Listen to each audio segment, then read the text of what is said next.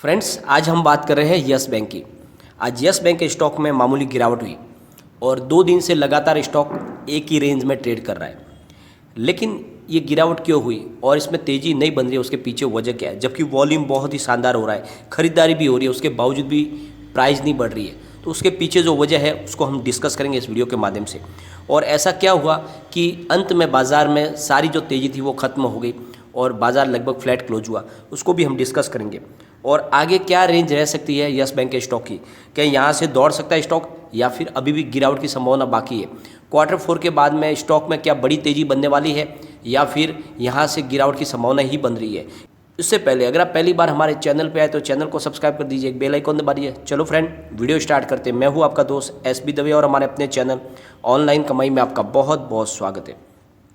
Friends, आज yes bank का stock 15.65 पर ओपन हुआ। हाई बनाई इसने 15.70 की और ये लो में चला गया 15.50 के और एंड में जो क्लोजिंग दी वो है 15.55 पर, करीब 0.32% डाउन पर क्लोजिंग आई है।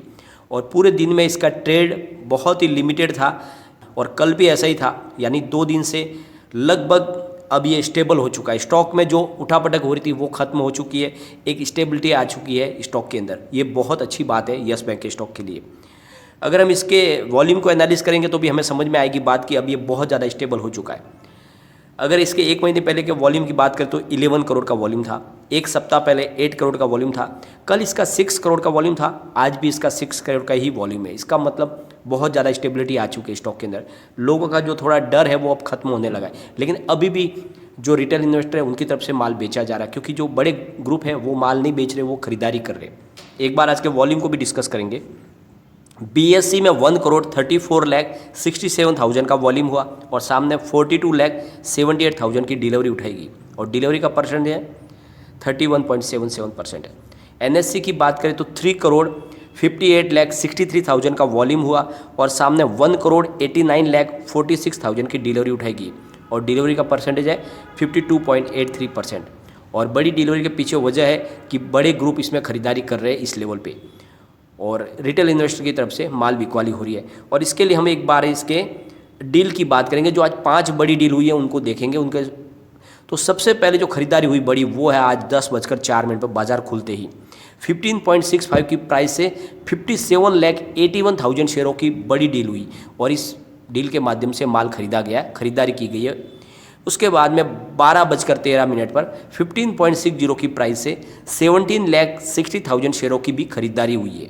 उसके बाद 12:30 पर 15.60 की प्राइस से 14,01,000 शेयरों की खरीदारी हुई, यानी लगातार बड़े ग्रुप खरीदारी कर रहे हैं।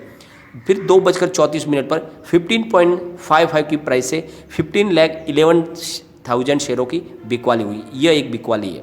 फिर 3:16 पर बाजार खत्म होते होते 15.55 की प्राइस से 10,77,000 शेयरों की खरीदारी हुई। तो आप देख लो, खरीदारी बड़ी हो रही है, बिकवाली कम हो रही है, लेकिन रिटेल इन्वेस्टर की तरफ से माल बेचा जा रहा है। वो अभी भी इस स्टॉक पे विश्वास नहीं कर पा रहे, जबकि बहुत ज़्यादा स्टेबल हो चुका है यस बैंक का स्टॉक और इसमें अब घबराहट की बात कम हो चुकी है, क्योंकि ये निफ्टी 100 का पार्ट बन चुका है। इसलिए अब बड़ा अप डाउन इसमें अब नहीं हो रहा है। ये एक स्टेबल स्टॉक बन चुका है और ये इसके लिए बहुत ही अच्छी बात है। स्टॉक के अंदर गिरावट के पीछे वजह है बैंकिंग शेयरों के अंदर ज़बरदस्त प्रॉफिट बुकिंग और इसी वजह से सेंसेक्स भी फ्लैट क्लोजिंग दिया सेंसेक्स ने, जबकि पूरे दिन में आज अच्छी खासी तेज़ी थी।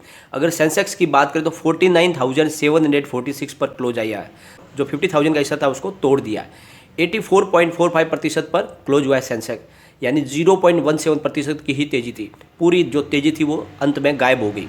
आज सेंसेक्स की जो शुरुआत है वो 49,885 पर हुई थी और इसने हाई 50,118 का बनाया था, यानी 50,000 के स्तर को छुआ था। लेकिन फिर ये गिरावट में इसने आज लाल निशान भी बताया, यानी 49,581 पॉइंट का स्तर बताया, यानी कल से भी नीचे गया था और इसी वजह से वहाँ से दबाव बनना शुरू हो गया और बैंकिंग शेयरों में जो अच्छी खासी तेज़ी बनी थी वहाँ से प्रॉफिट बुकिंग शुरू हो गई और इसी वजह से आज निफ्टी बैंक में गिरावट थी, यानी 32,782.85 पर करीब 208.35 पॉइंट डाउन था निफ्टी बैंक और 0.63% की गिरावट देखने को मिली। निफ्टी PSU बैंक की बात करें तो 2,146.30 पॉइंट पर 18.40 पॉइंट की गिरावट थी, यानी 0.85% गिरावट थी निफ्टी PSU बैंक के अंदर। निफ्टी प्राइवेट बैंक की बात करें तो 17,553 पर 111.85 पॉइंट डाउन था निफ्टी प्राइवेट बैंक। तो 0.63% की गिरावट निफ्टी प्राइवेट बैंक के अंदर भी थी। 0.85% की गिरावट निफ्टी PSU बैंक में थी और निफ्टी बैंक के अंदर 0.63% की गिरावट थी। तो सारे के सारे बैंकिंग सेक्टर में गिरावट थी और इसी वजह से थोड़ी सी गिरावट यानी 0.32% की गिरावट थी यस बैंक के स्टॉक के अंदर। तो घबराने की कोई ज़रूरत नहीं है, क्योंकि जिस तरह से गिरावट दूसरे बैंकिंग शेयरों में थे उसी हिसाब से थोड़ी सी गिरावट यस बैंक के स्टॉक में भी हुई है, क्योंकि अभी आखिरकार ये निफ्टी 100 का एक पार्ट बन चुका है और इसी वजह से थोड़ी सी गिरावट हुई है। तो कोई डरने वाली बात नहीं है और इसके लिए एक बड़ी खुशखबरी यह है कि अब ये स्टेबल हो चुका है। जो इसमें उठापटक होती थी स्टॉक के अंदर वो अब बिल्कुल बंद हो चुकी है, स्टेबिलिटी आ चुकी है। तो बहुत अच्छी इसमें आगे तेज़ी की संभावना भी बन रही है। और सबसे बड़ी बात यह है कि Q4 का रिजल्ट जब तक डिक्लेयर नहीं होगा तब तक ये एक ही रेंज के अंदर ट्रेड करेगा। इसके लिए जो है सबसे बड़ी खुशी की बात यह अभी है कि इसका 15 का जो मजबूत सपोर्ट है इसको अभी तक नहीं तोड़ा है। जब तक इसका 15 का सपोर्ट मजबूत है आपको घबराने की कोई ज़रूरत नहीं है।